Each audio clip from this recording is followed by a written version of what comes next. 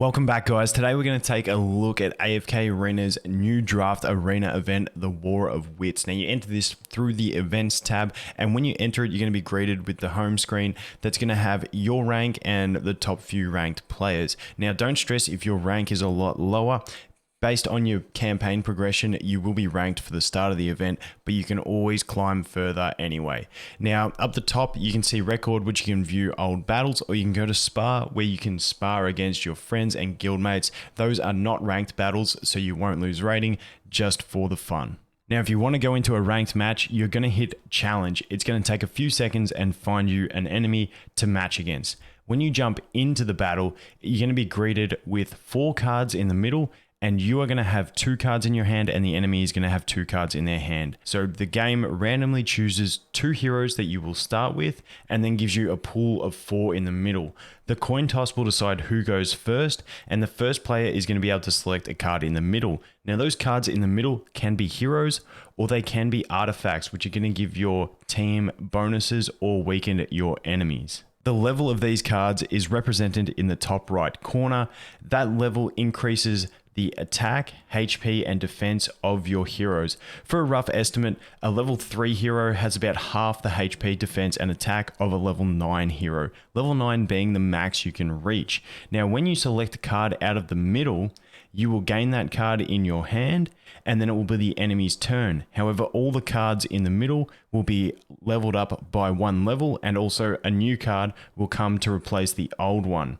Now, if a card in the middle isn't selected when it is at level 6, the next turn it will actually be deleted, and there will be another fresh card placed in there at level 3. Now, there are duplicate cards that will come in the middle, and what happens there is if you take the same card that you already have in your hand, the levels of the 2 cards will be added together, but they can't go past level 9. When selecting your cards, keep in mind that you will eventually, once everyone's turns are gone, you will be building a team of 5 heroes. So you can collect more than 5 heroes, however you will only be able to use 5 once the battle phase starts. So maybe collecting some of those artifacts or maybe trying to level up some of your existing heroes could be the way to go. This format is very different to any other format in AFK Arena, as the heroes only have access to 2 abilities, no signature items, no furniture items, and no skill ups for those abilities. So when you press and hold a hero card, you will see those 2 abilities, and those 2 abilities are all the hero has. There's no other hidden skill ups or anything to them. That is what they will use. So definitely keep that in mind when you are selecting your team. Long press those heroes. Most of them are going to have their ultimate plus 1 other ability. So keep an eye out on that other ability, because it really does change which heroes you find useful compared to the normal playthrough of AFK Arena. So you might find some usefulness in some different heroes along the way. Some heroes to keep an eye out for would be Silas, really strong in the way he can inject an ally, making them invincible and increasing their attack, also has heals along the way.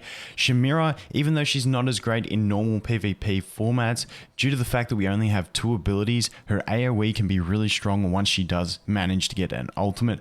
Belinda, similar, really strong ultimate that can really delete enemies and help you along the way. Something like Drez, who doesn't see too much play, his ability to avoid damage but then also heal up and deal massive damage after his ult is really fantastic. And even something like Almas, who can deal some really nice damage after using his ultimate by throwing those rocks. But there are a lot of different heroes that really do shine in this format that aren't as strong elsewhere. So once the drafting phase is complete and you've got your hand full, you've had 8 selection turns, you will go into the team forming phase. Now, this is where you place your heroes in the positions you want them to be.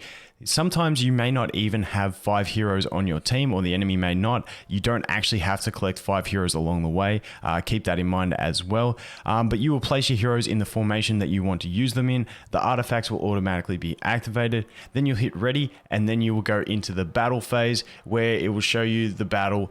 Sometimes you will be coming from the left side of screen, sometimes you will be coming from the right side of screen. So keep that in mind. The battle will go on, the winner will be declared, and you will gain or lose your rating, and then you'll live to fight another day. Be sure to jump into this event at least once per day, because getting 1 victory per day will grant you 3 scrolls. So very important just to collect those along the way if you can get that 1 victory. But anyway, guys, that is going to be it for this one. Thanks for watching. I hope you have an awesome day, and we'll look forward to seeing you in the next one. Cheers.